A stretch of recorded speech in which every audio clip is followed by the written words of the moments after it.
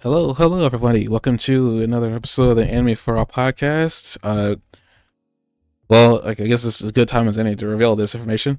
For people who probably don't know, my username has changed.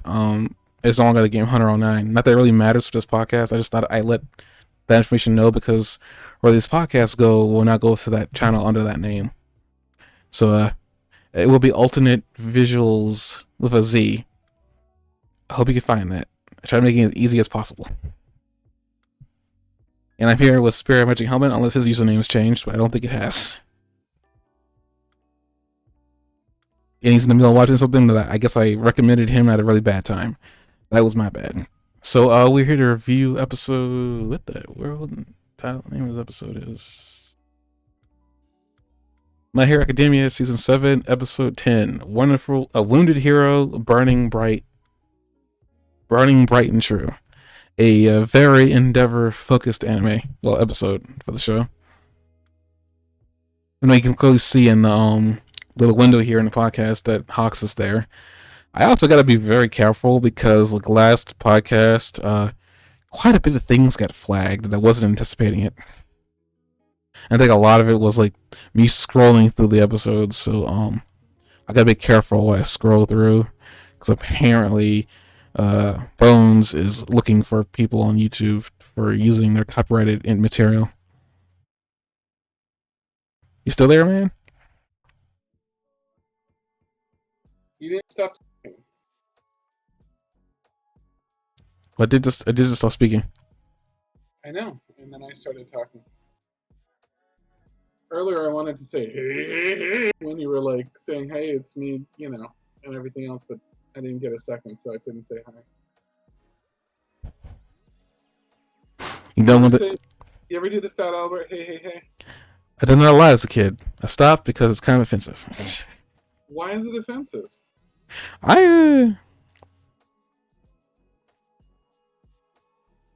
Okay, you got me there. There's probably actually something offensive about it, but I couldn't tell you right this minute. Like why it was offensive. Cultural appropriation or something? Like what's wrong? I don't know. I couldn't tell you. That's what I'm saying. Like I'm pretty sure there is something wrong with it, but I couldn't tell you at this exact moment. You said you stopped because it was offensive. Yeah, I had I think in the back of my brain it was probably something that says I probably shouldn't be doing this. Kind of like the whole Bill Cosby thing. No one does that anymore. Too soon? I guess it's too soon. Oh, do I hate myself? I'm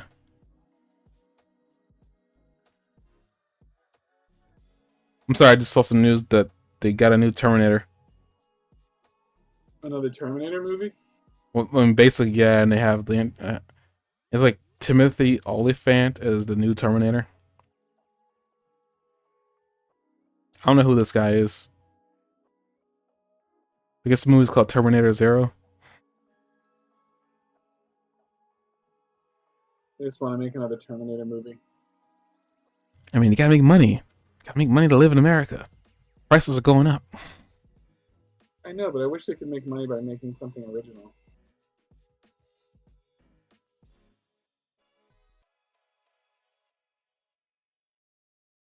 Could you repeat that for the audience? I said I wish they could make money by making something original.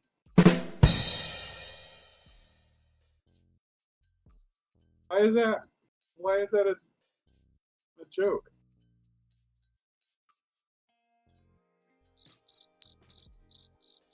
Oh my god, not only a joke, but it's a bad joke? Sorry. The soundboard is back. Awesome. Not that it went anywhere, but I figured it was a butt up chish moment because it was like, oh, because I don't have that clip. I'll have to look for that later.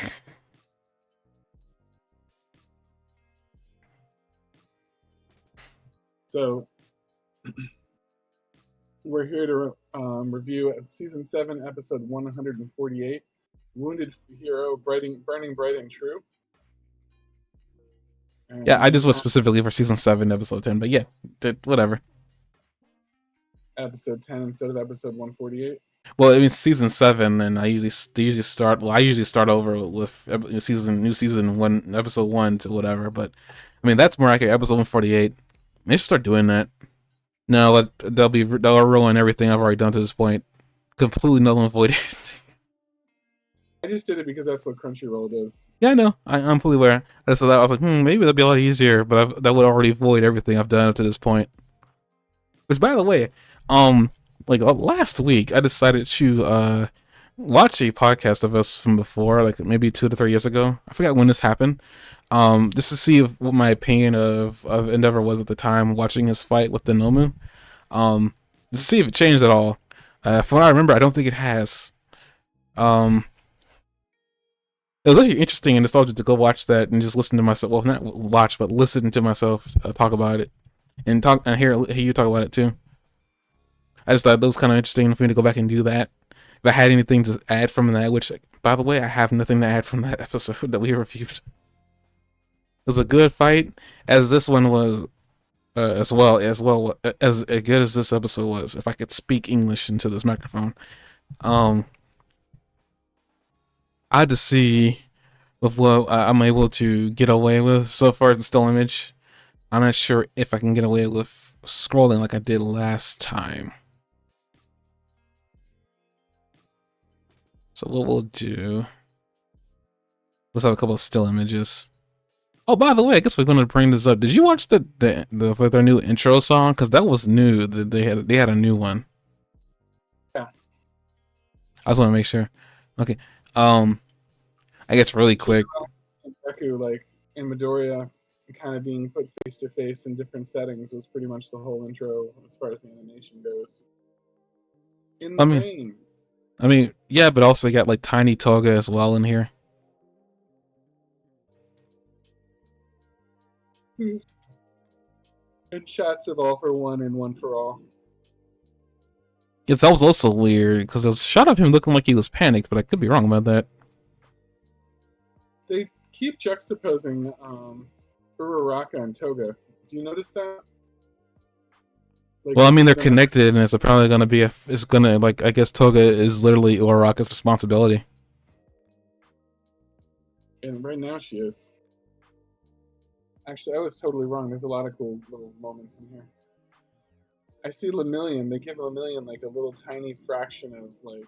Wait, really? Yeah. I feel like I would have seen Lemillion. 205.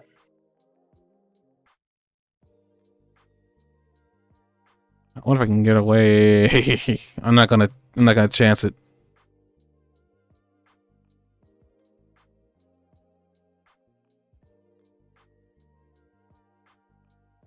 Screenshot it for you. You've got to find it yourself. It's right after that. Oh, that's Lemillion. I didn't notice that. Yeah. Huh, I wonder what he's doing there. Did you watch the preview at the end? No, I did not actually.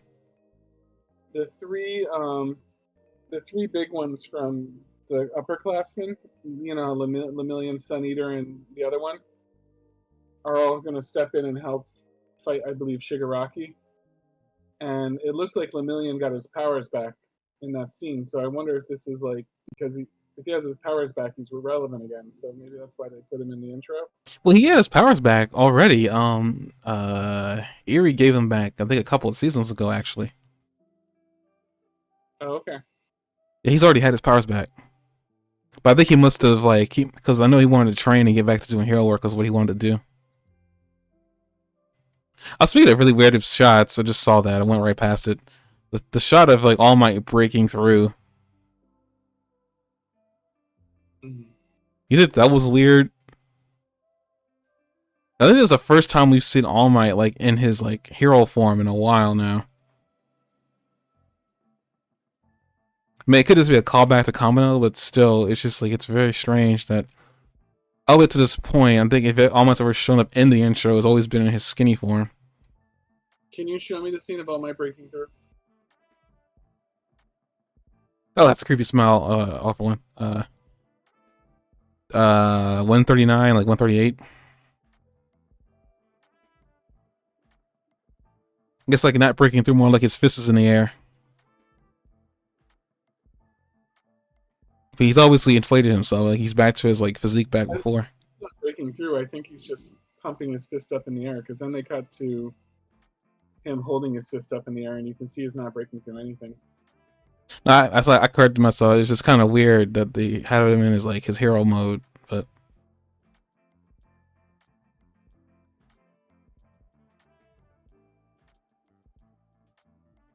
it is weird that they definitely did have like Uraraka like right there after the scene of Toga.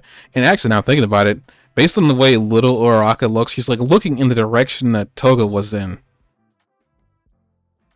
that scene. Like Toga's like standing right there, looking at whatever she got in her hand, looking alone, and then Uraraka is like looking directly at her. Yeah, because she's in the next scene, like with her like small version of herself. Julie turns in that direction. Totally on purpose because of the animation, but still, it was just like it's interesting. Yeah, I did notice that he did that, but I figured that was just all about like Uraraka is like not taking responsibility for Toga, whatever that means. I guess another thing I wanted to bring up too, and this is something I never even thought about. You know, Eight Hands, the octopus dude, the octopus like guy with 8 arms. Yeah. I never, I did at first like have this question like, what in the world is up with this guy? And I always was kind of curious about his abilities because I don't think they were ever really revealed. I don't think they were. I don't remember. But like what I find interesting is that there's a scene with Stinger here, right, where he just positioning people with other characters. We have Stringer right here, right? I think the next scene is that octopus dude, right? Yeah. So I was kind of curious, like, is he a heteromorph? I was thinking that maybe they were gonna have him be a big critical player against in like defeating Spinner. No, I get all that, but it's like, I probably was wondering, is this guy a heteromorph? Like the other, like the group of people that are like ostracized because they look like animals or whatever like that. It didn't really hit me until now, but like, this guy's kind of like an octopus, isn't he? Like, or a squid? I really thought about it. Just he doesn't look squid-like to me, but I guess so. Well, I mean, his arms and everything like that. I mean, he probably, because I know they can camouflage. It's possible that maybe he's not really showing us what he really looks like. And now I've said that, I'm kind of curious. I didn't look him up. I probably really wants to, but I'm fighting that urge. Like, because he doesn't. Because also another thing too I want to bring up was like in this image in the intro, he doesn't have his mask on. He looks very human, but even so does Froppy, and she's like a frog. She's a frog woman. He is a goddess walking on Earth. We had a camera right now just to show you that my face is in my hand right now.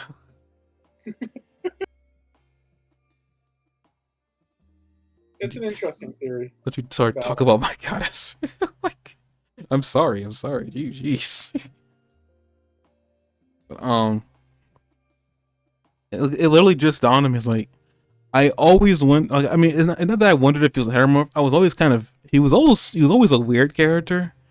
You know, he was useful in certain aspects. He was able to carry Deku, and Deku had all his limbs broken during the camp.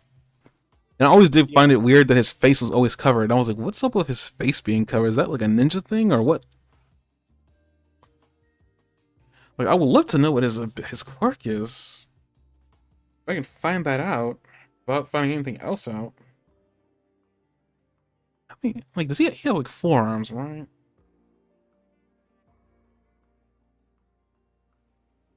Can he make multiple arms if he wants to? He can make body parts come out of every end. Yeah, that's disturbing. You didn't have to phrase it that way.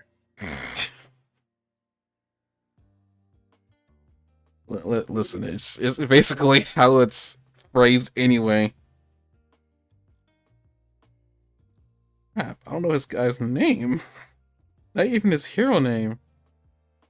Oh, Meizo Shoji? That sounds about right.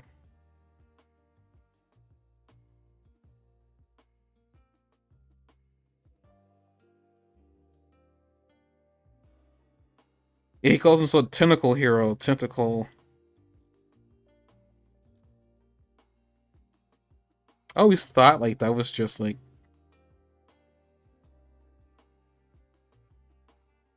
And Duplo arms. Eh? It's a mutant. Okay. Wait, aren't I could actually look up Froppy really quick to see what hers, because I think technically speaking, she is a heromorph too. But she can just fit in with human society.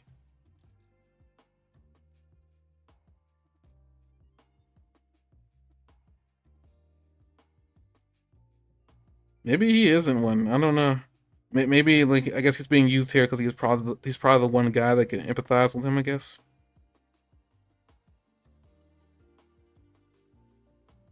It's a girl you'd think would be able to empathize a little bit too.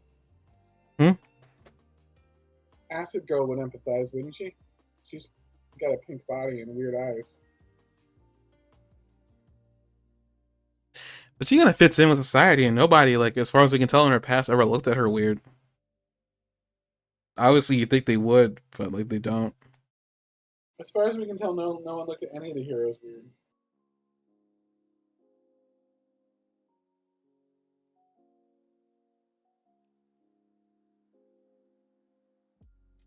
I wonder, is Stringer's were considered mutant? I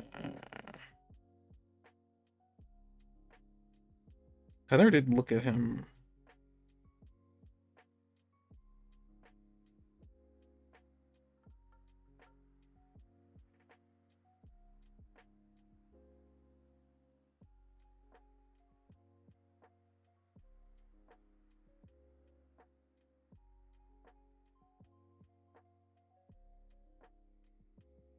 I kept calling him Stringer. His name's Spinner. Jeez, I didn't correct me.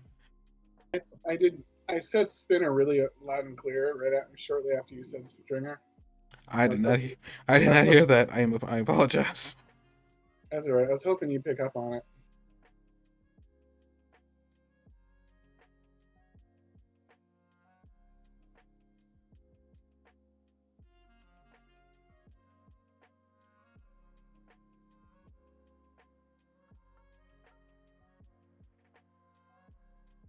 Okay, so his quirk's considered a mutant type quirk. Okay, so there's some different similarities. I guess maybe Shoji just kind of got lucky that he stayed looking human.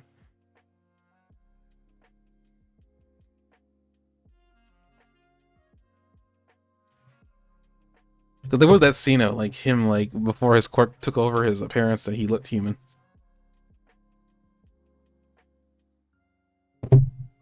Okay, I guess I don't know. I guess I'll say like he isn't a heteromorph. I guess. Stuff like I just never thought about it too much. This episode, we start at the top of the episode now. We continue off last time with earphone jack's ear little thing projection thing being torn off, being caught off guard by All For One's attack. Which is which I guess like that was shocking. I forgot that he had those like things with those little heads and little mouths, and I was like, that was still creepy. Like I think so far everything All For One's done in this entire show, that's probably the creepiest thing he's done. And then he goes in for another attack, and well, apparently for the first time in his entire existence, his quirks start fighting back. I thought that was intriguing.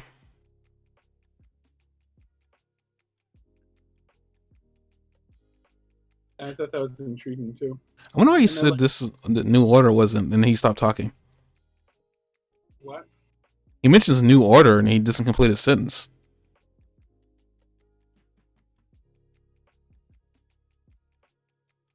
This is gonna get the episode in trouble. Can I ask you a quick question? Go right ahead. Around 216, who are those two characters that are flying along? I had it paused for forever for when we got back to things.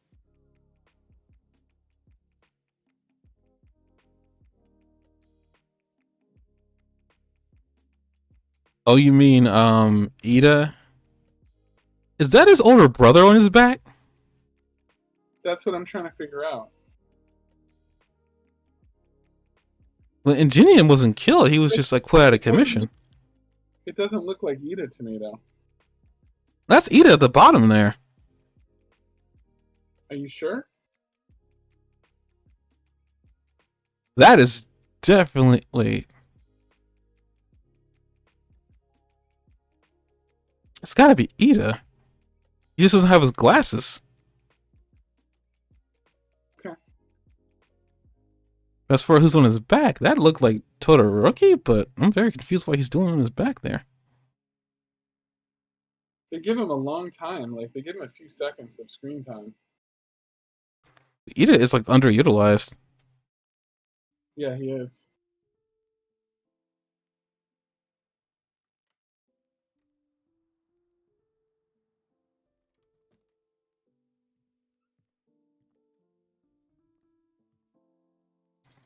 Yeah, I want it. Jeez. Oh well. I'll deal with that later. What? And then what's going on at 222?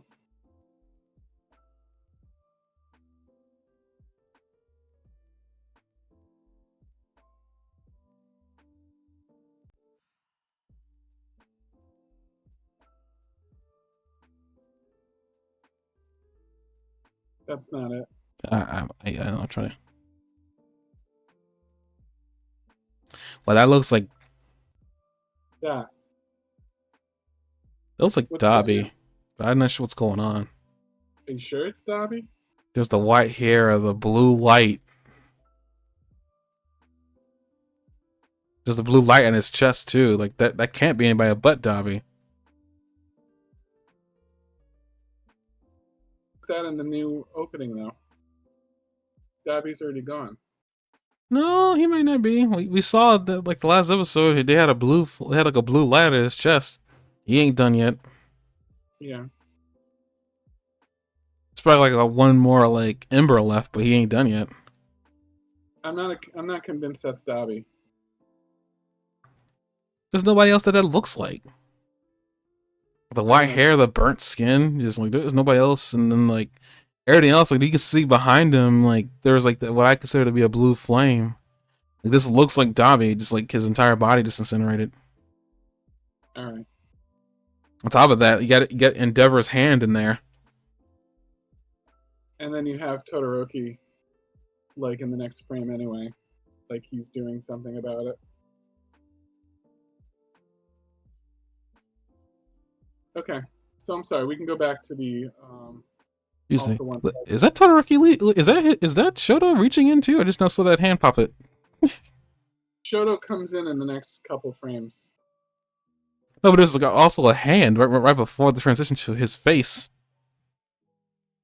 and that was not Endeavor's hand. Actually, one more last thing. I just now saw this. I didn't notice this before. I don't know how much time they gave this to Tokiyami, but there's a scene where he's. Yes, Ida. Yeah, what was that? It almost looked like he let Dark Shadow out. But why? And I thought Dark Shadow couldn't exist without being in the darkness.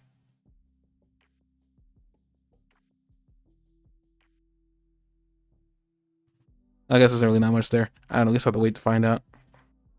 I mean, Tokiyami's still here.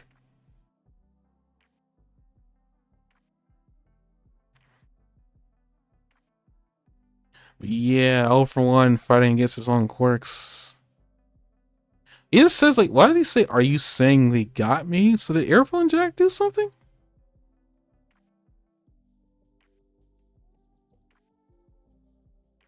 Is this the will that quirks have stolen up to now? And he mentioned something about, like, this might be the result of using copies. I was like, does that mean all for 1 doesn't have the original quirks in his bias at this very moment? Right. He's using copies of quirks.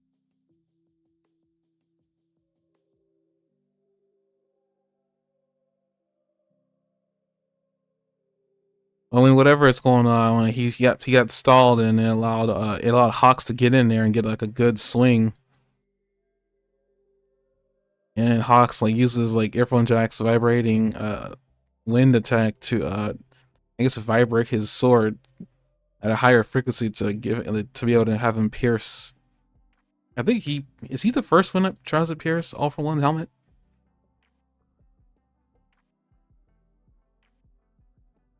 Who, Hawks? Yeah. Like Hawks is like really going in for this. Like he is here to stop All for One. Good thing. Huh? Steal the words of Digi. That's a good thing. I miss Digi. Every now and then I hear from him, but not too often. Do you? Mm-hmm. Yeah, it looks like he does break All for One's helmet.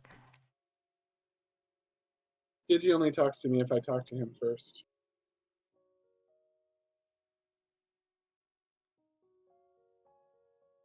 Yeah, I think he's busy. He doesn't stream as often anymore. He doesn't. Yeah, I think he streamed something recently, but I say recently sometime like last month, I think. Yeah, maybe I got other things going on. I don't know.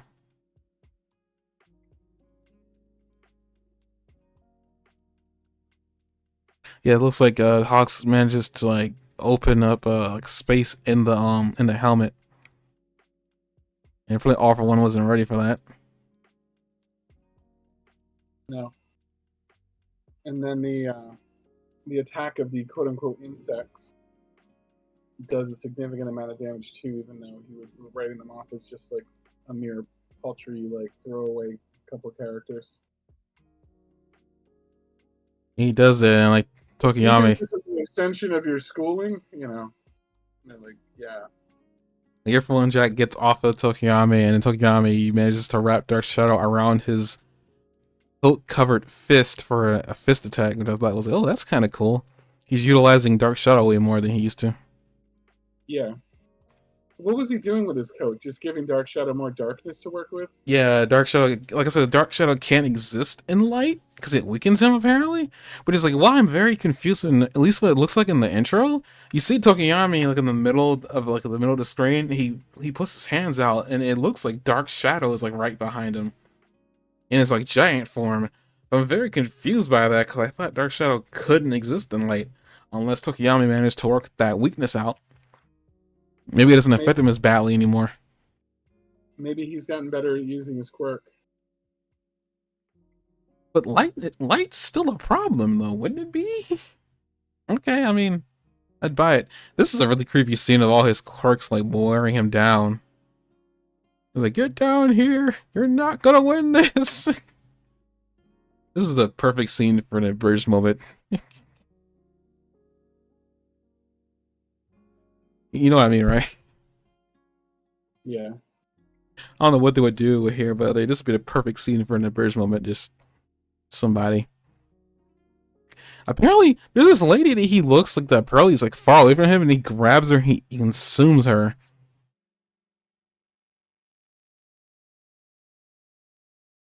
Like Darsha just comes in with the right hook, just lands it.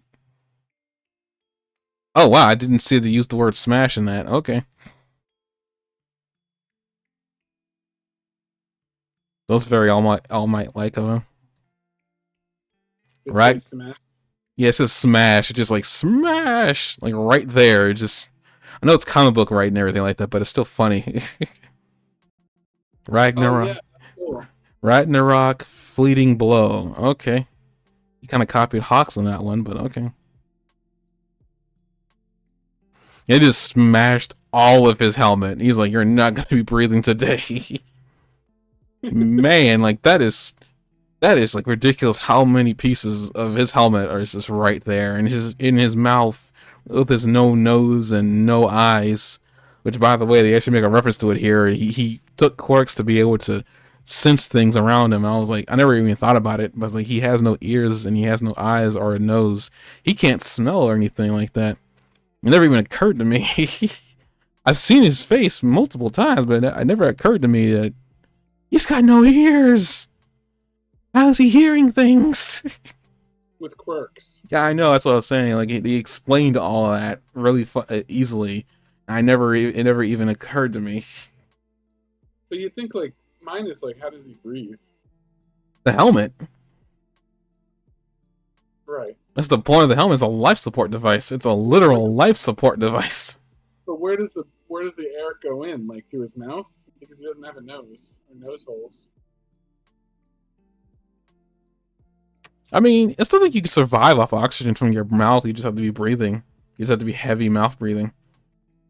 So he holds his breath every time he talks to him. Hmm? So he holds his breath every time he talks to them. No, I think I think the air in oxygen would just go in and out of his mouth like normal, wouldn't it? I'm not understanding human body. Pinch your nose and talk. You like it? Hello, everybody. Oh, that's okay. That was great. That was the best unintended consequences I've ever had. Hello, everybody. Glad, glad, glad she got something. My name is Alternate Visual.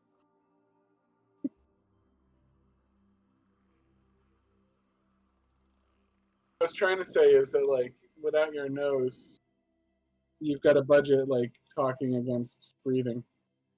Well, he must have had a quirk for that then, right? I mean, if he had a quirk for hearing, sensing, and so like maybe there's a quirk that allows him to just sit there and absorb oxygen. It wouldn't have been the most ridiculous thing.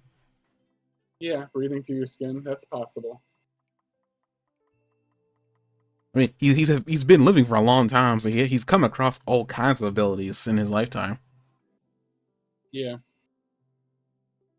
I thought the fact that he has copies of quirks was kind of cool because didn't they break into, this is like 4 seasons ago, but didn't they break into a lab or something of All for Ones and see all of his quirks that he had stored away there? Yeah, I believe so. I think they've already went down the rabbit hole that he gave Shigaraki all his abilities. So you can see that he gave the Shigaraki probably all his abilities too. I agree with that. But just the idea that the heroes have kind of taken chunks out of all for one in multiple different ways. You know what I mean?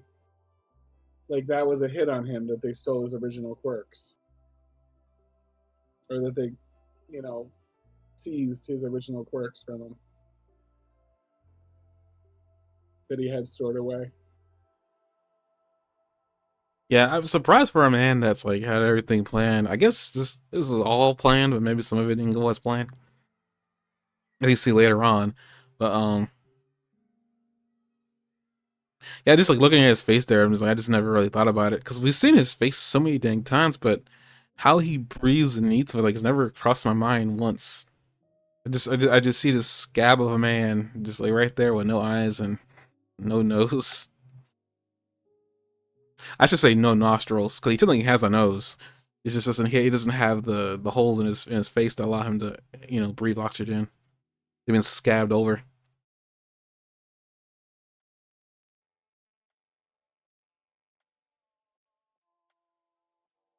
I like how here as he's falling or he's got that took that blow from Tokiyami. He's like, I needed to dodge that attack just now, but I realized too late. I'm like, what? Like either you're really very complacent. I don't know how you survived this long, or are you just dumb? I guess was he's fighting with the quirks inside of him, I guess that's true. and he was distracted. I guess that's true. But it was just like one of those moments of like, it was like, this is here. This is where I realized I done effed up. It's like really what that reminded me of. It was just like, it was so matter of fact that It was about that time that I realized I done effed up. like I mean a perfect moment though, right? Like just like him realizing he needed to dodge, but he didn't. Mm. Is ever since I lost my senses, looked at for sensory quirks that could detect vibrations and infrared radiation. That's very specific. His Piccolo quirk was going like dodge. Oh damn it, that was too perfect. Dang it.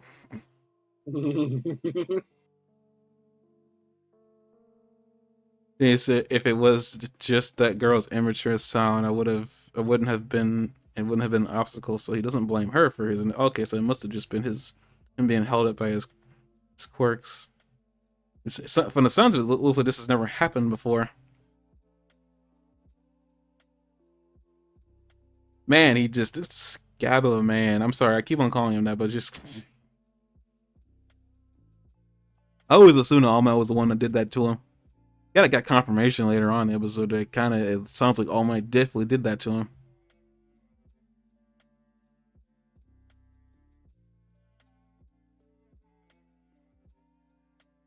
Could earphone jacks ear being damaged and Trump comparison, or are we gonna let that go?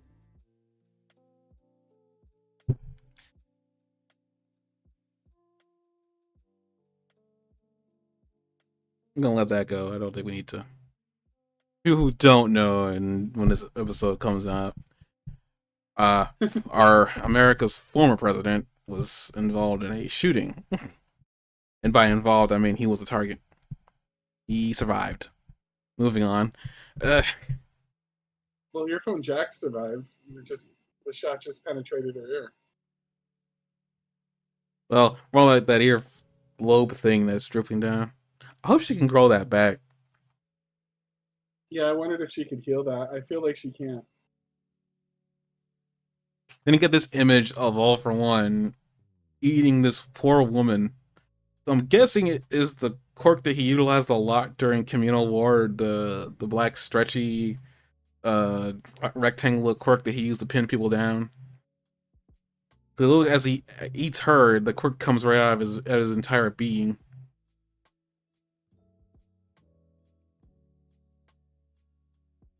And as it looks like he's about to like stab everybody through, there's a scene of Earphone Jack covering herself, preparing for impact, and there's all this blood. I'm like, oh no, not Earphone Jack. What did Earphone Jack do? No, no. And then I you see Tokiyami like, no, no, not Tokiyami. And Mm-hmm. then I move on to Hawks, and I panic for Hawks for a hot second because it looks like he really did hit Hawks, only for Endeavor to show up and save everybody. Before that, apparently, All for One just wanted his mask back together.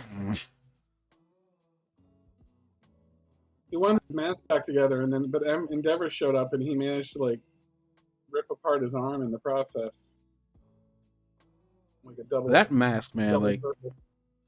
jeez. He's in the middle of a life or death situation. He just wants his life support mask back.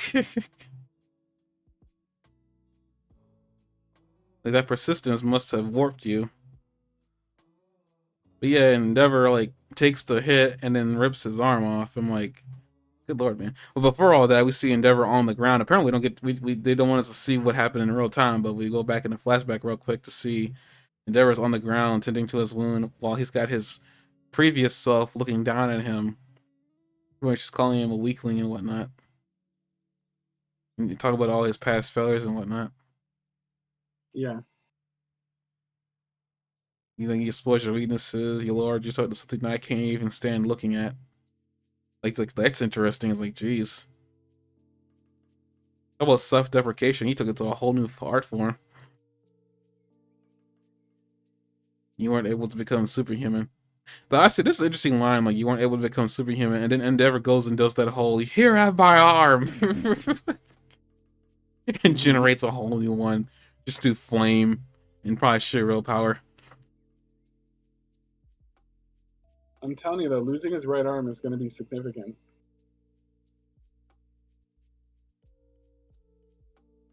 I mean, obviously he's gonna get a prosthetic, but yeah, I mean, right now in the middle of a fight.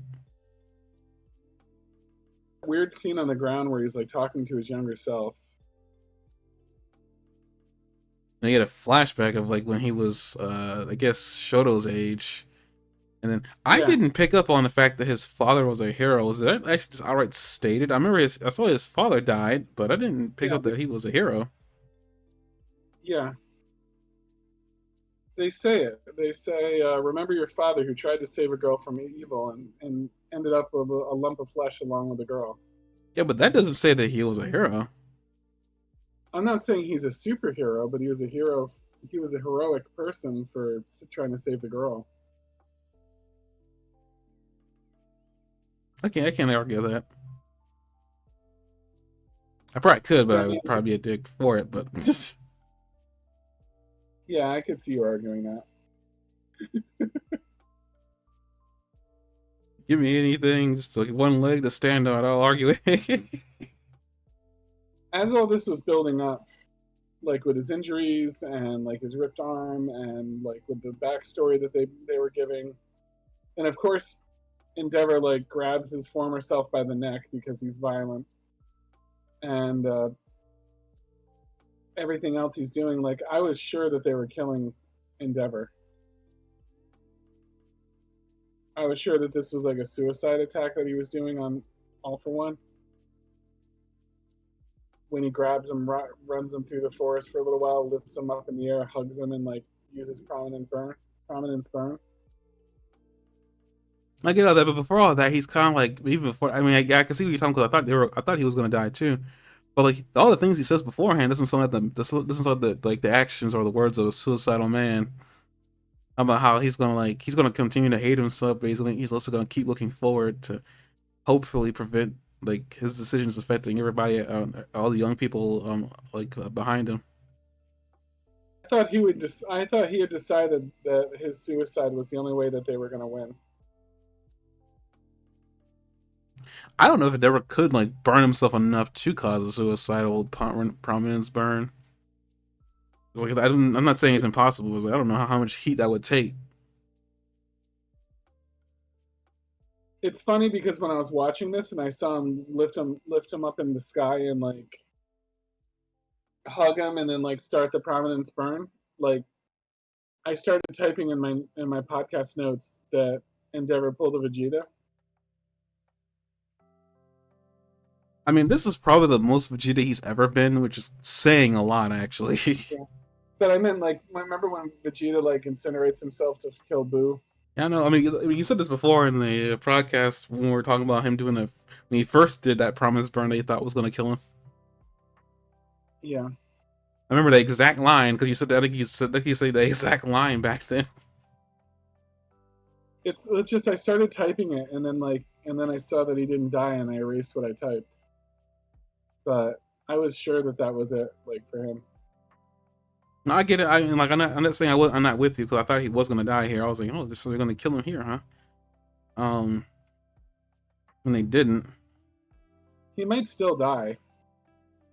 I don't know if they didn't try to kill him during the promise burn scene. Well, I mean, they could I guess have him run through. He all for one's got that last move that he can do. We don't know what that is yet. Well, I guess we got a kind of idea.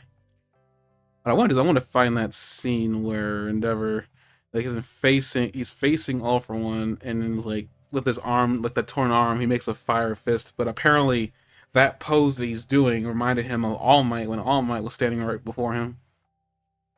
It was like interesting. Like that was the only time that, technically speaking, if Endeavor heard that, that would have been a compliment.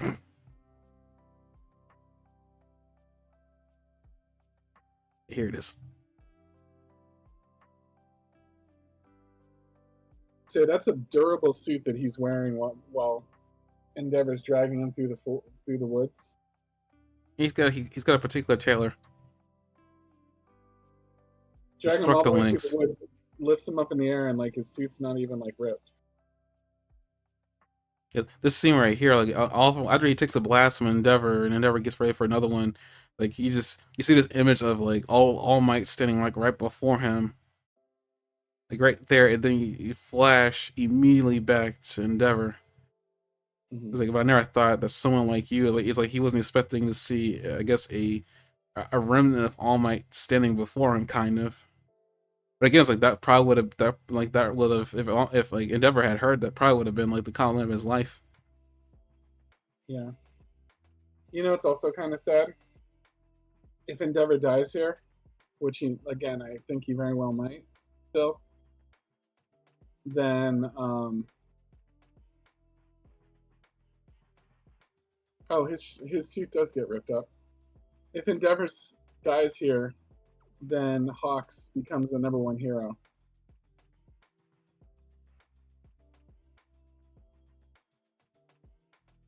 Like that's sad. Because Hawks is worn out. Like he doesn't have his speed. He doesn't have all his feathers back. He's a tired hero right now, and like probably not up for the role of number one hero.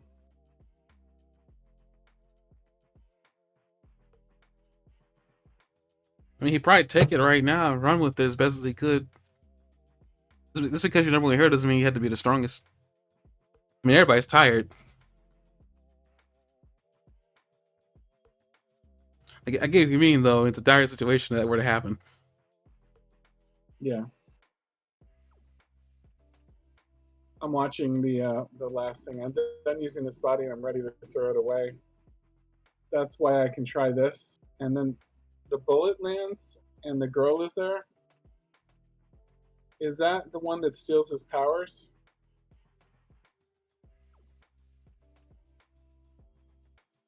What?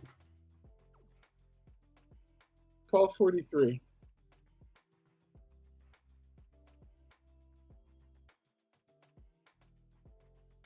Actually 1255 now.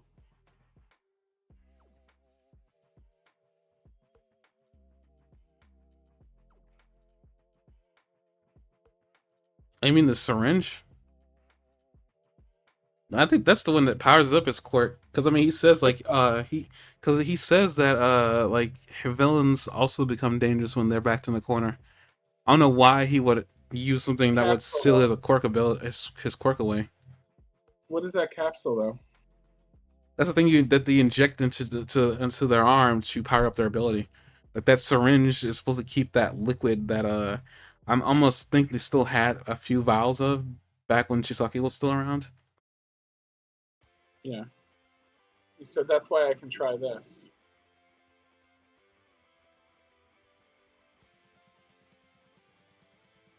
Changing the soundtrack real quick. Copyright. Okay. Yeah, Erie's there.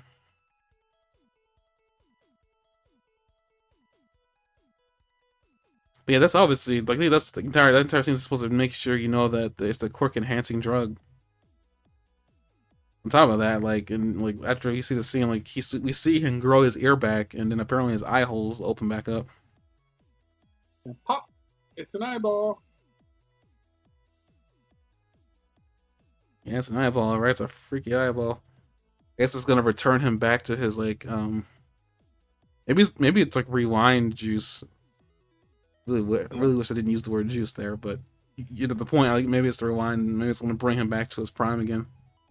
Which that's the case, that is not good for Endeavor. To say the fight with Shigaraki is getting kind of boring.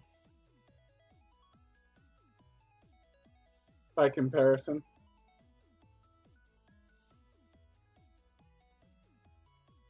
I mean, they're trying to stall for Deku. Yeah. It's just a universe of fingers. Hmm? And nothing else. It's just a universe of fingers and nothing else really going on. And they can damage the fingers all they want, but it doesn't seem to hurt Shigaraki or sap his stamina or anything. Speaking of the fingers. And it's not a quirk. Well, it's not that. It's just that they make it seem like his body is purposely changing on its own to accommodate for the powers in his body. And they even make mention that apparently All For One, it may be also like the real reasoning by why his body is doing what it's doing right now. He's increasing his body mass multiple times over and over again. By like... But it might be because like All For One's a part of his DNA now too. I mean, All For One is a part of his psyche. Yeah, but his quirk shouldn't be working. It's just annoying that this is not a quirk.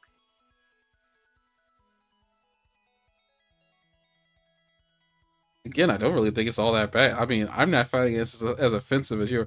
Like, I'm finding it offensive how creepy it is. But other than that, like, I'm not really offended by this too much. When's the last time you grew 130,000 fingers? You let them know.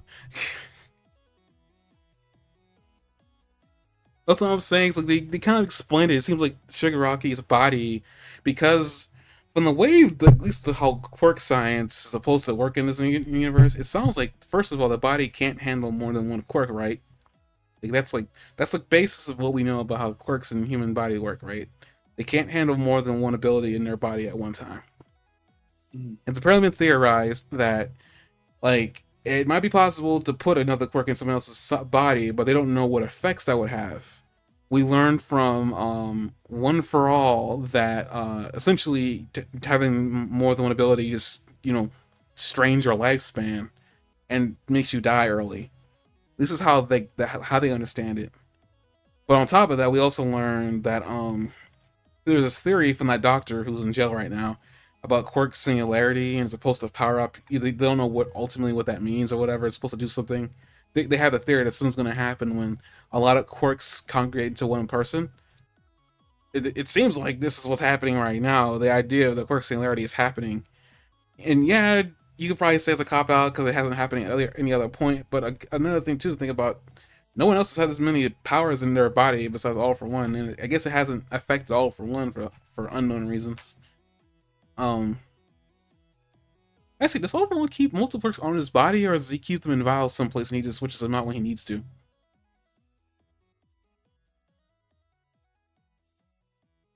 Because he has that lab. What did you say? I'm sorry. I was like, does All for One keep all his quirks in his body, or does he just switch them out from someplace when he needs to? He keeps a certain amount of number on him at all times, but he doesn't have them all that he's taken. Say that it's unclear. I think the idea, what the idea they're trying to enforce here that I know you don't like is like, I think it's because Shigaraki is a one person. He has All for One in him, and he has all his abilities. The idea that singularity is his body can't handle it. So in order in order for his body to compensate, it's literally changing him on a DNA scale level. Like it's just allowing his body to accommodate everything that's going on in his body. Yeah. Again, I don't really find that as offensive His as you body, do, but his still, body said the way that I can accommodate all these quirks is to grow infinite fingers. well, he's not really human anymore, is he? Okay, but his body is an object, and it's breaking the laws of physics by creating matter where it doesn't exist previously out of nothing. It's not really that nothing. It's coming out of his body. I could see if like he was doing it and it was like there were spaces in time that suddenly had fingers that coming out of them, but they're coming out of his body. Its matter is being created from nothing, which breaks the laws of physics. How's it So coming? It's his body it's coming from. His body ain't nothing. his matter is coming from nothing because his body can't just increase its mass without his body can't just increase its own mass without taking any matter in. It's So not taking matter in, it's just increasing its mass. so I guess you Which think which would be totally fine if it was a quirk, but it's not if it's saying that no, this is just his natural body now. That breaks the laws of physics because now his body is subject to the laws of physics now, and it doesn't have a miraculous power like Kuriti does, for example. I guess like you don't like the quirk singularity theory at all. Okay, that's okay. I just don't. I think that this should be a quirk. I think if they'd said they were unable to neutralize all of his quirks, he has a couple left or something like that, I think that would have been a different story than. But wait, wasn't his unnatural strength not a quirk? That he just suddenly had unnatural strength?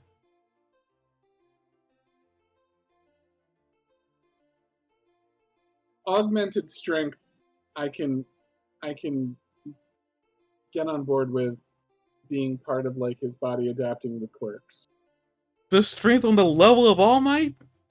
I don't get. No, I no, definitely not on the level of All Might. That's what it was, and that's what they kept on comparing it to. They literally compare all his like they literally compared Shigaraki's unnatural strength on the level of All Might. Yeah, that's not right.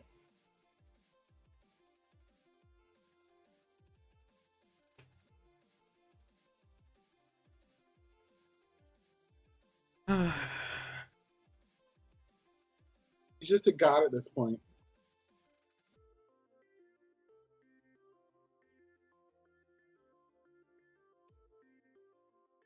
Man, Shigaraki is really offending you on so many levels right now.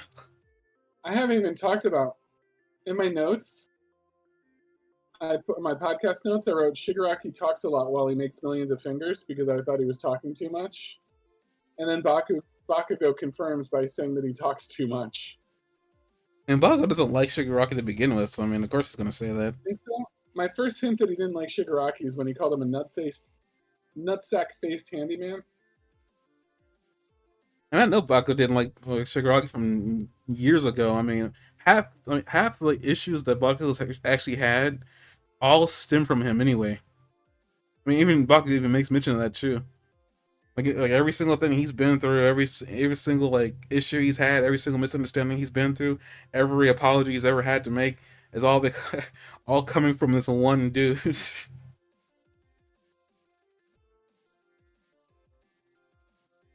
Like, but Bakugo really, the Bakugo kind of has his own coming of age story here in the middle of a fight. I also like the fact that apparently he's had these cannons on his back that materialize from nothing. I mean, I know they're a support weapon, but still, they come like apparently they've been on him the entire time, and they've been gathering sweat as he's running around, and he's able to just unleash it all on Shigaraki. Does absolutely nothing and continues to do nothing while he's shooting it at him in the preview. He does try to, Hollis or Impact Cluster. It doesn't do anything. Like he does nothing to Shigaraki's. Like when he does like goes all out. Shigaraki grabs his hand and breaks it like it's nothing. Oops, I broke it. I'm gonna do this. I'm not gonna say anything to you about it, but I'm gonna just really quick. You're gonna what? I want to look something really quick, just like his body really quick. Jesus. They're making it absolutely clear that Bakugo. I'm sorry, that nobody but Midoriya is going to be able to take on Shigaraki. Call it body horror.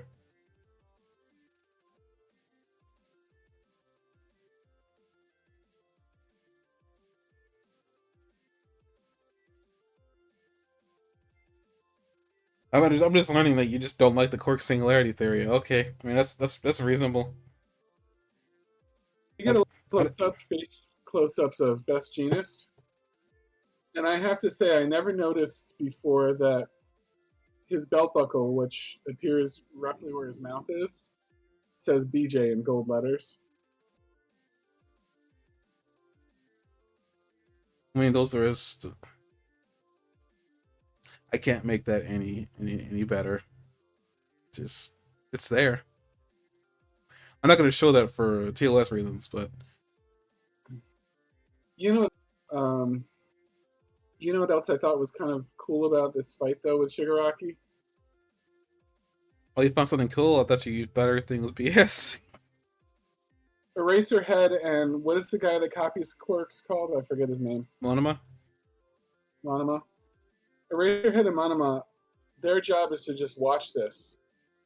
And even when there's a giant flash or something like that, they can't close their eyes. They have to watch every second of this fight. And like right now, their friends are getting their asses kicked.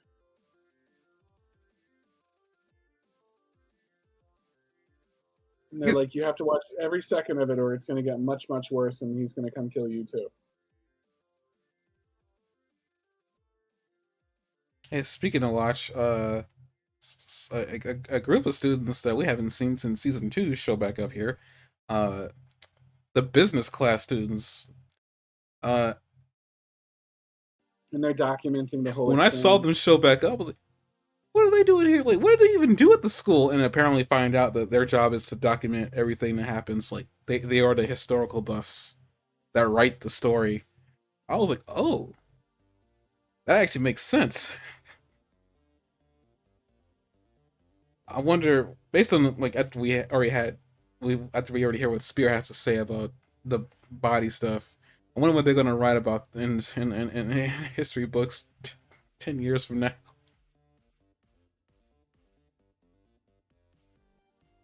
They're vlogging everything.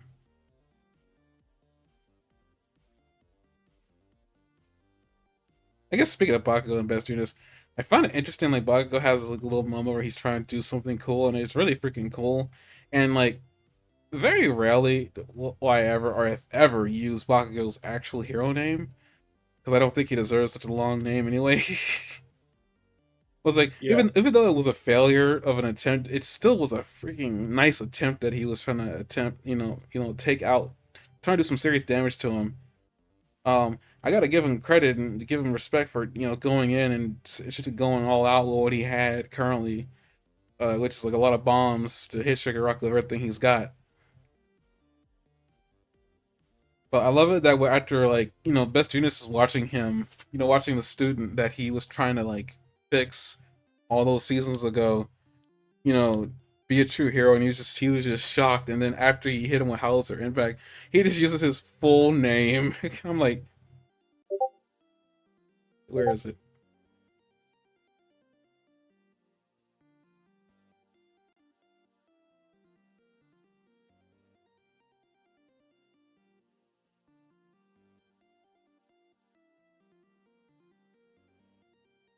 I was want to get his Great Explosion Murder God Dynamite.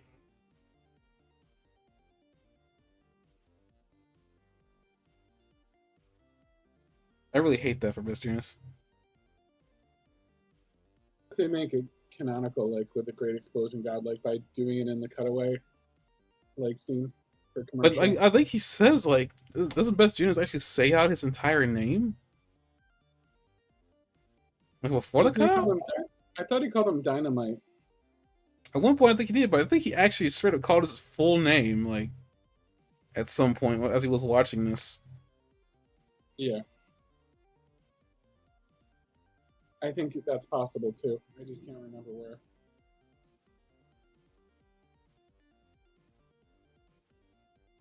Yeah, he does. Great Explosion Murder God Dynamite. There's a pause, but yeah, he does say Dynamite, but he does say his full name. Oh yeah, And then there's that BJ right there that you had to point out that I hate now. I hate everything about that. I know it's just Best Jeanist, but people are gonna take that out of context so much, especially where the buckle is.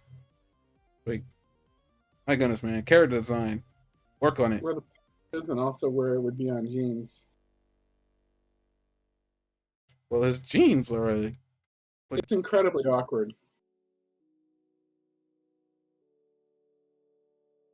I mean, he's a really weird looking hero. All things aside, it's really strange that he's really popular and really powerful to an extent. He's like the number 3 hero right now, isn't he? Is he? Yeah. Oh, by it.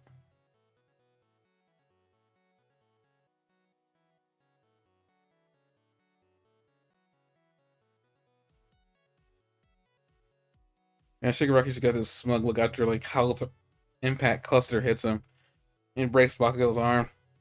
He's the 3 hero. Yeah, I can confirm it. Okay. And his smug I mean, looking. like the heroes after Endeavor, like the top heroes are not the ones that you'd expect to be a top hero of all. You know, Hawks or Best Jeanist does not. When they're like, this is the number 1 hero, and it's Hawks. It's not really a symbol for good. Like, you know what I mean? Symbol for truth and scare the enemy away with like our big symbol. Like it could be for something else. Well, here's the thing, though. I mean, I'm not gonna be that harsh on those little guys. The problem you kind of have is that All Might, and Endeavor are really big dudes, really big men that probably worked out to get swole. None of the other characters are like that.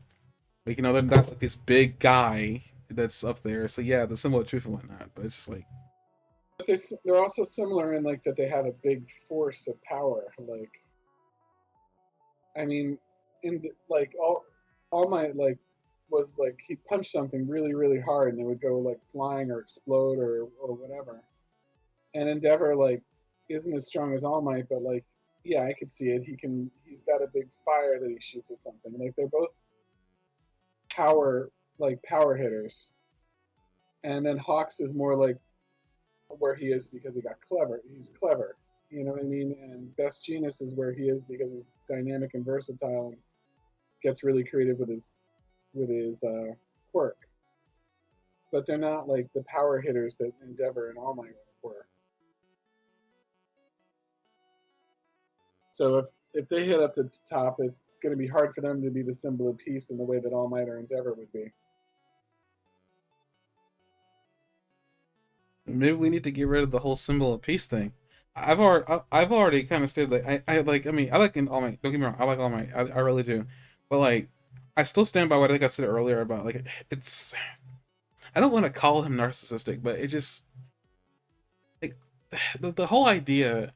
I understand where he's coming from and everything like that, but at the same time, it seems like a lot of ego. Like because like the world needs a symbol to depend on and whatnot. I was like, okay, well I can see that, but why does it got to be you? And he's done a good job. Like I said before, I'm not knocking everything he's done. But it's like it's kind of like with the whole idea with Deku, how Deku's just reckless.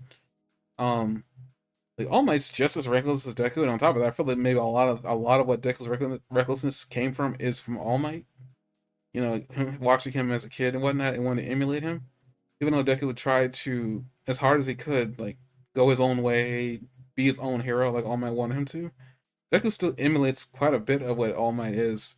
Yeah, he may not emulate him in a lot of his special moves, but at the same time, he still emulates All Might kind of for it's kind of detrimental. Um, and probably like All Might having to retire came from I think maybe him being a little bit reckless with All for One. It's probably how All for One got like the jump on him and managed to damage him as much as he did. It sounds like All for One had trouble with some of these users of the One for All quirk when they were around. Probably not a lot of trouble, but like it was enough trouble where he was able to recognize every single one of them and he realized that each one of them was a pain in their own way.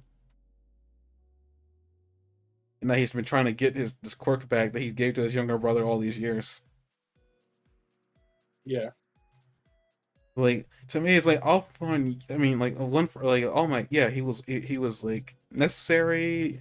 Maybe his idea of needing a pillar was necessary, but even before the whole idea of there being a pillar for the world to lean on, literally, like it seemed the world was okay. Because even like Gran Torino back when he was younger, he was kind of shocked by the idea of a pillar at all. Like it took him meeting Toshinori All Might to him to even consider the idea.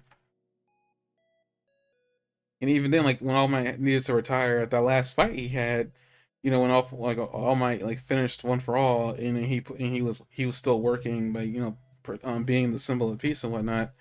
All of a sudden, when he disappears, the entire world like goes completely in disarray because literally All Might's presence was the one thing keeping villains from doing a lot of villainous things.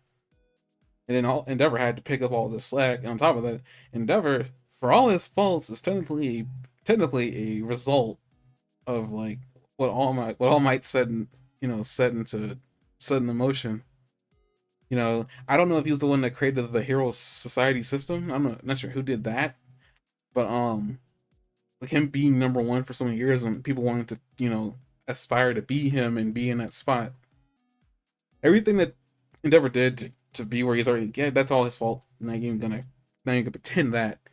I'm just saying, some of it is kind of his fault, in the grand scheme of things. Like he kind of caused an issue where if he's not there being the symbol, as you said before, there's not many people you can imagine taking his spot. Endeavor was a hard sell, but Endeavor managed to do it. Well, who's next? Like All Might created a problem by needing a pillar in the first place. Like looking at it from a justice point of view, it seems very like egotistic to that he did this, and now because he can't be a hero anymore, he's left this impossible standard to live up to.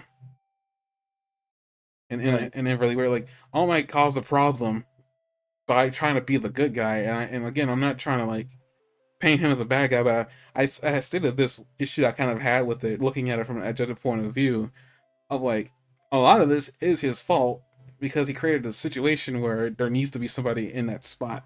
If there isn't, the world's gonna go under. It's like really sad. I mean, it's a perfect example of like Stars and Stripes. Like she was the All Might for the United States of America. She's gone now. We don't know what's going on over there right now. I'm pretty sure they're scrambling around to find somebody. But All Right. Might inspired somebody to be the USA #1 hero. She's gone now. I'm not sure what's going on over there. Not that it really matters. I would love to know, but it's like it's situations like he's created a situation where there needs to be a pillar, and I think that's a problem in and of itself that would need to get fixed. But I guess I'm saying like All Might isn't really all perfect, even though he paints himself really well to be perfect because he needs to be that image for for everything he's trying to do to work out. But again, I like the whole idea of #1 is like that whole I number mean, one thing is kind of the his reason, fault. the reason that things fell apart after the symbol of peace was gone wasn't so much that the symbol of peace was a drug. It's the symbol of evil, like, was also out there bolstering like the bad guys, and there was no balance. Like All Might was a balance for All for One.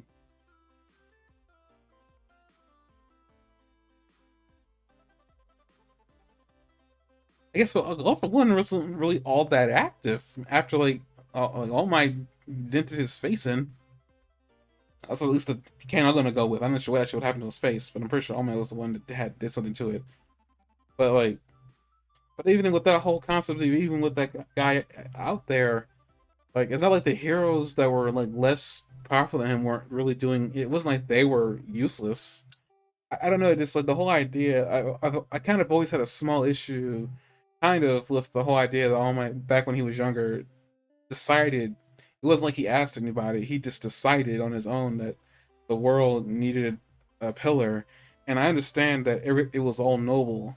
It had the noblest intentions, but those noblest intentions created an issue that that I'm pretty sure he didn't think about back when he became it was that what's gonna happen when you leave being the #1 hero, and maybe he didn't think he was gonna ever like leave it as soon as he did. But even so, he created an issue. Even if it was in response to the issue that there was a just as strong of a pillar for the for the villains. I'm pretty sure there's other ways he probably could have dealt with that, but he dealt with it in the best way he thought he could. I'm not faulting him for that, but I'm just saying like he created a problem that kind of created all kinds of problems. And even with that, even to go further on, that he created a problem. He kind of affected other heroes because not all heroes were like achieving trying to be the best they could be because All Might was there. We saw a lot of times early on in the show that some of the heroes were like saying, "Oh, All Might's got it. We're just gonna be over here taking care of the small crime." A lot of heroes were just like, as Stain was saying, that they were in it for the money for the most part or whatever. They were doing, they weren't really a hero in his eyes. He created people like him too. Again, I'm not saying like everything is his fault. I'm just saying that All Might definitely did have a hand in creating some of the issues that we do have, even if they were indirect. Indirect issues that come up because he was in the vicinity. He still kind of had a small part. He may not have been like the catalyst, but he definitely didn't help. And I'm not considering to say he could help now because he's like he's not he's depowered now. But I'm saying that it's just like he created a problem back when he was able to do something about it, and then because All for One kind of came back and was kind of more of a problem second time around because he was injured too. He wasn't really thinking, I guess, too much of the future, and I guess it's like one of the problems I think like the Gran Torino had with them is like and All My always like kind of went by the seat of his pants. He didn't really think too far in he didn't probably think too far in advance. Right. I remember him criticizing him for that. I'm saying like a lot like if like some of these problems could have probably been prevented if he at least managed to at least think a couple of like, okay, me being the pillar could cause these problems. Maybe I should have some stop gaps in place just to make sure in case I can't do anything. I am human. Just have something in place. Even like he was aware of like Star and Stripes. He could have at least had her maybe step in if she could back when it wasn't a big problem with state countries sharing heroes and whatnot.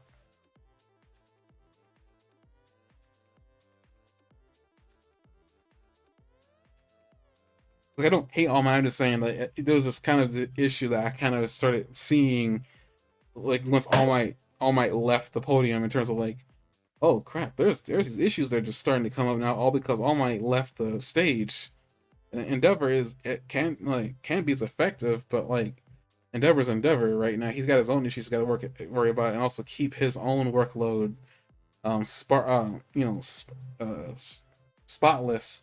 So that way, at least people will have faith in him for him to protect them and whatnot.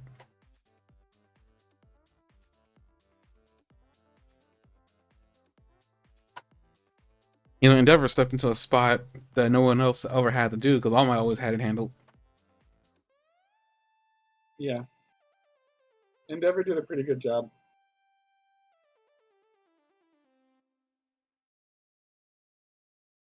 But I mean, like the whole idea is like no one else can really match up. It's like, I mean, well, the problem is really All Might 'cause he's created the situation for this to happen. Like he allowed he allowed the environment to, I guess, to because he kept all the villains in check, and I mean he did that of his own free will. But doing that made it so the other heroes didn't have to really do their job.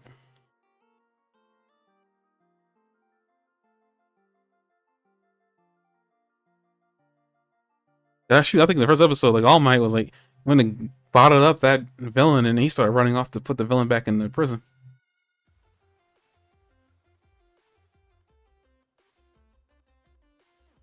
I guess I'm saying like like All Might created the situation, and it's kind of his fault, kind of, not all the way, you know. I'm not gonna count other villains. I mean, I'm not gonna count other heroes out because like of a situation that I guess they can't control, they can't live up to because unrealistic expectations were kind of put into place for heroes that weren't All Might.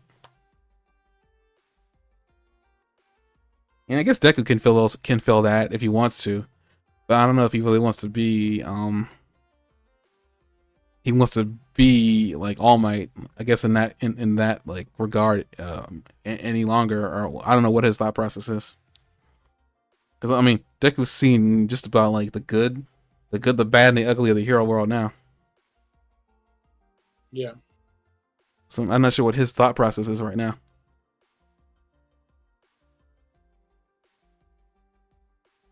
But there was like a post. There was a post scene you mentioned. Post credit scene. Yeah, post credit scene. Exit for that. Bakugo goes in for like the final swing, only for Shigaraki to catch him and then break his arm and his gauntlet. But it seems like he did something because like Shigaraki's got a burnt face. Kind of almost not unlike All for One, actually. That's disturbing. Is All for One taking over?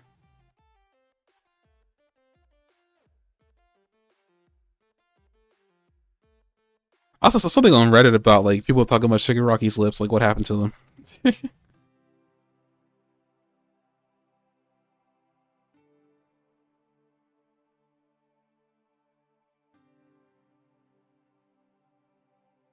Shigaraki's lips. Yeah, his lips, like they're really chapped. Yeah, he could use some chapstick, maybe a little Burt's Bees. Yeah, it looks like I think he might have hit. Like Bakugo must have hit him a little at some point, grazed him because half his face is burnt. I thought it was like that anyway.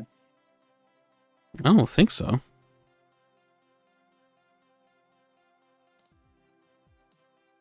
Put some sunscreen lotion on if that's the case. Jeez. A little moisturizer.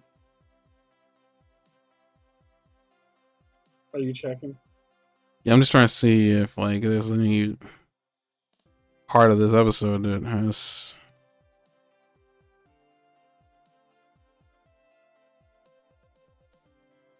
It'd be nice if like his attack did something.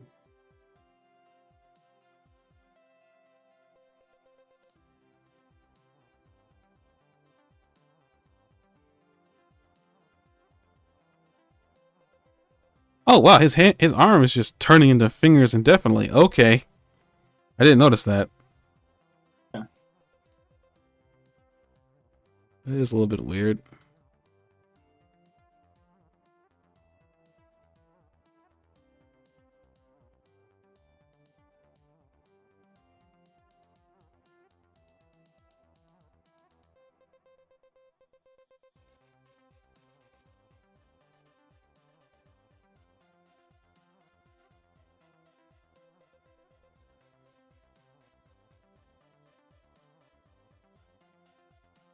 Uh,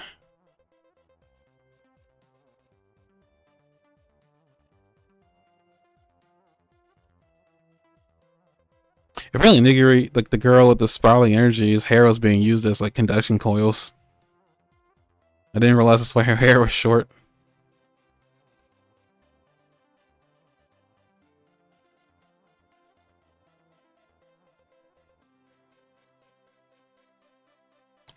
Thank you for the raid, even though we're about to be done. Actually. Lazabar? Yeah, Lazabar. We're actually like 10 minutes over. I guess we need to finish this. Just want to find out if part of his face is burnt or not. But I'm not getting any good scenes. I'm trying to look through previous episodes.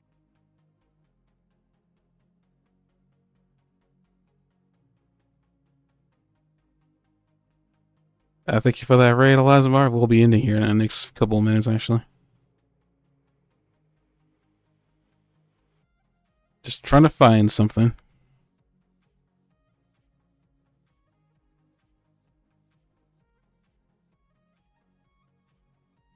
No, his face was not burnt. Honey, show me.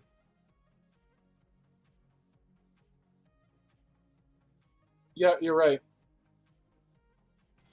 So I think Bongo grazed him is what happened. Bakugo did something. That's nice.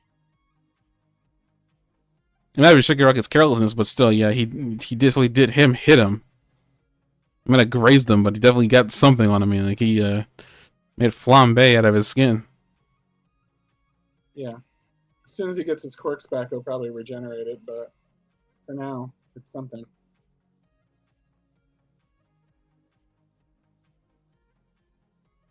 I don't know if he could ban stream elements, Elazbar. I don't know if I want to. I don't know if I want to tempt you with that kind of power. I could just unban it. Actually, I mean, if you wanted to attempt it.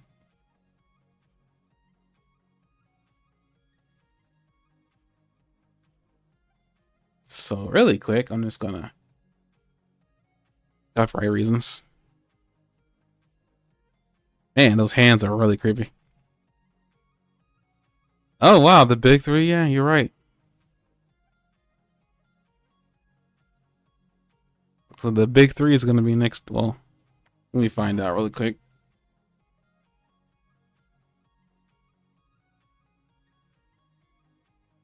They already had like one break, so they wouldn't go on another one.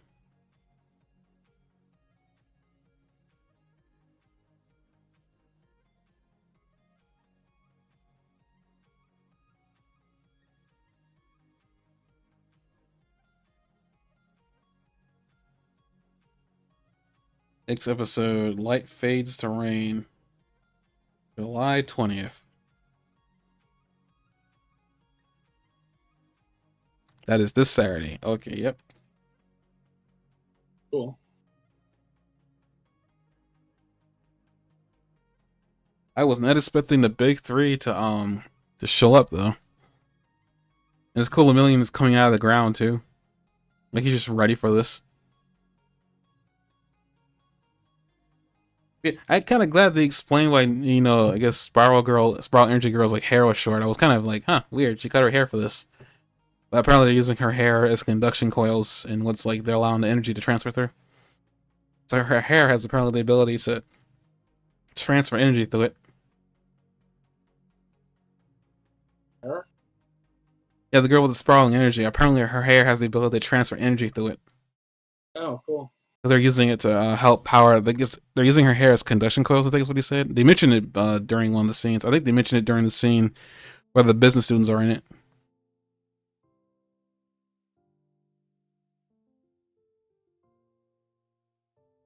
And that's a good time to end this episode. The song that popped up that I wasn't expecting to pop up. Oh no, this isn't the one I'm thinking about it. But I mean, Limerence is actually a good song to end this podcast on. Thank you guys for watching, and we'll see you guys next week for the next episode and more shenanigans from us.